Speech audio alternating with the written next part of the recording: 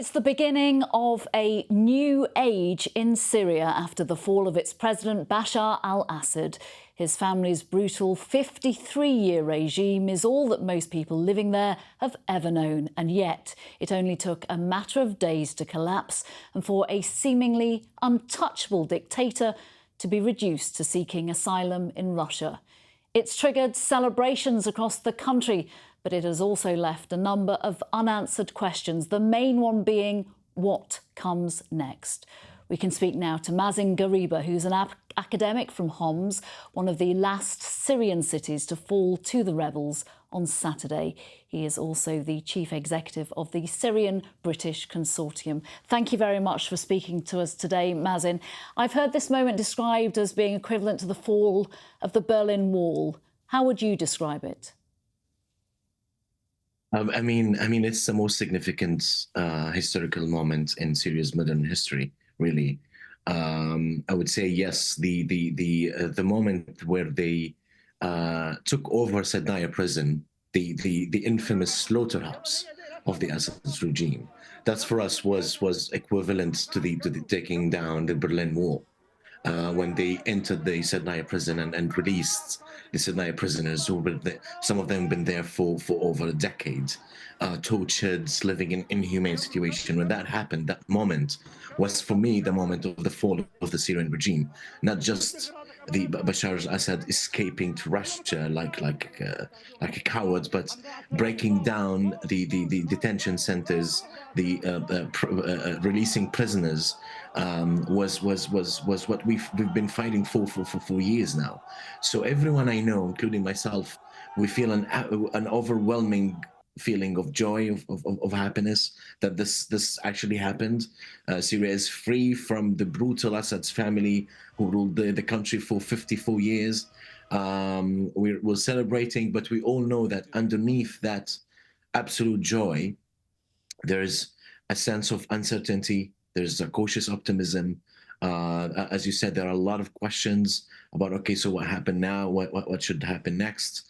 What we do, especially since now there's a different military factions and all of that. So some people are reassured of some of the good positive practices the opposition forces have been showing over the past 10 days. Some people are not that reassured, giving also the traumatic experience they lived through over the past decade. So all people I know, including myself, are hoping for a political negotiations derived from the UN Security Council Resolution 2254 to start immediately in order to give a sense of hope of a democratic transition in Syria. Yeah, I just want to take you back before we look to the future to that moment after all these decades and living like that for all those years. The moment itself came quickly, took many people by surprise. What was your immediate reaction in London to what was happening in your home country? So what happens is that we started calling each other. Actually, no one slept for the past 5 years. I can assure you, every Syrian going to speak to hasn't slept for the past week. We started calling each other, asking each other, is this true? Am I dreaming? Is this really happening? So when Syrians decided to meet in London to demonstrate, to celebrate, we were all hugging each other. We were all crying. People I haven't met before just coming and hugging me and crying and asking me, like, is this true? Is this a dream? Is this something that it's actually happening?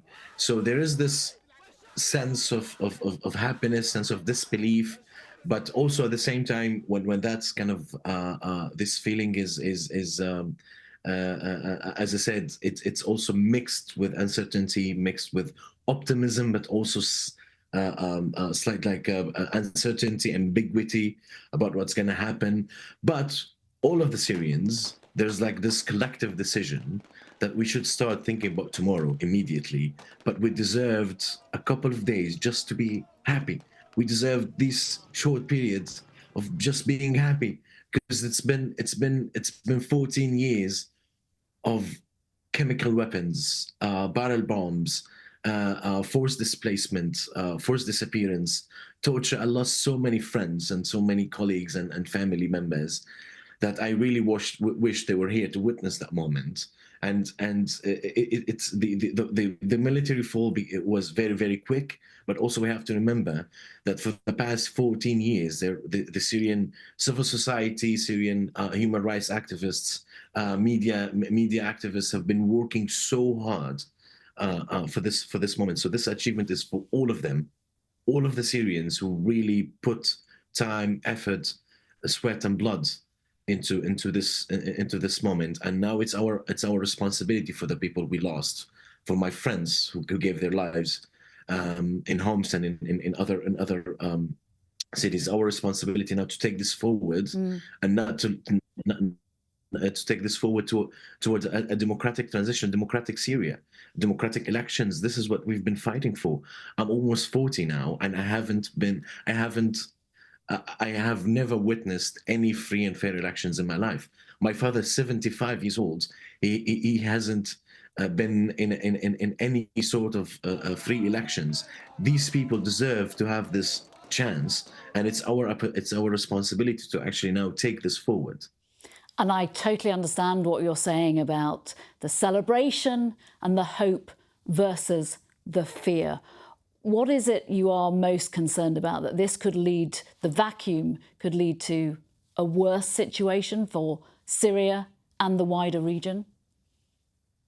My main concern is that any interim military and governance arrangement could bring stability on the short term. And that's actually needed. But my concern is if that interim arrangement is not interim, is kind of a long-term military arrangement, military council, military. I'm afraid that the stability that this arrangement could bring on the short term could turn into chaos on the long term if it was not accompanied by a UN-backed peace process according to the Security Council resolutions. Because then when these arrangements, when these coalitions, when it takes a long time, then the fractions and the rifts start to appear. And then I'm always concerned about defections, internal fightings, internal clashes amongst different groups.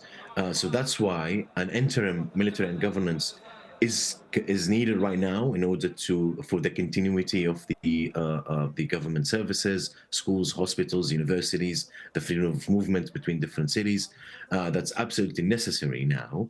But it should be for the short term, while a peace process is reinitiated in Geneva, according to the Security Council Resolution 2254, facilitated by the UN Special Envoy Gay Pedersen, in order to start working out the roadmap for the transitional government body, for the civilian transitional government body, with full executive power, followed by a new constitution. And that constitution is absolutely necessary to give the constitutional reassurances for all Syrians, men and women, from different religions, sects, ethnicities, to have equal rights, civil, political, linguistic, social rights in the constitution, for that constitution to protect or to start the establishment of democratic institutions. And of course, eventually, that's what we've been fighting for, to have free and fair democratic elections when Syrians finally could choose their own political representatives at the parliament or the presidency. Having this political process also starting and all of that will give hope for refugees outside of the country that Syria will be safe for them to return. And that safety and voluntarily of return from Syrian refugees, specifically those who are living in Europe and elsewhere, is linked to that political arrangement, is linked to that political settlement that will be the outcome of the UN-backed peace process.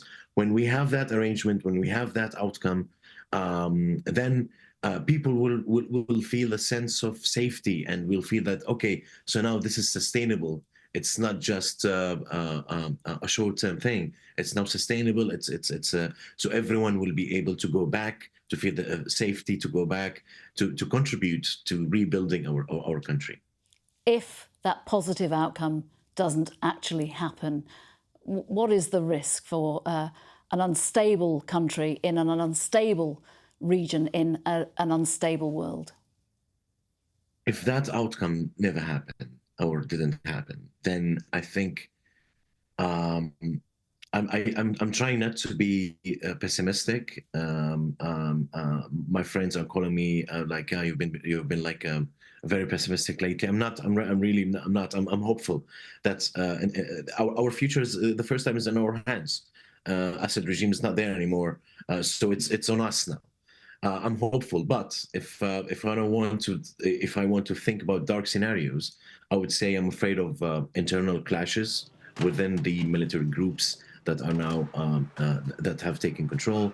I'm afraid of defections. I'm afraid of a Houthi kind of Haftar scenario, Libyan scenario, Yemeni scenario.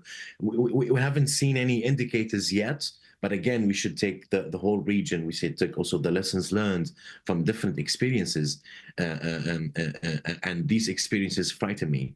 So I'm afraid of internal clashes, defections. I'm afraid of the re-emergence of some extremist groups in the Syrian deserts, because we still have pockets of ISIS there, which kind of always could benefit from instability. I'm afraid of some sectarian rhetorics that might increase hate speech and all of that. We haven't seen that yet.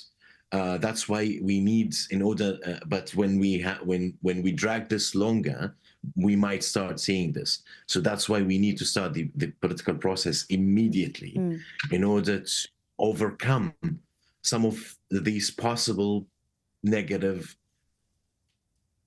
perhaps also catastrophic outcomes if this never happened. I'm sorry to take you out of your optimistic bubble of celebration. Let's focus on that hope that you talked about earlier on. Mazen Gharibah, thank you very much for joining me. Thank you.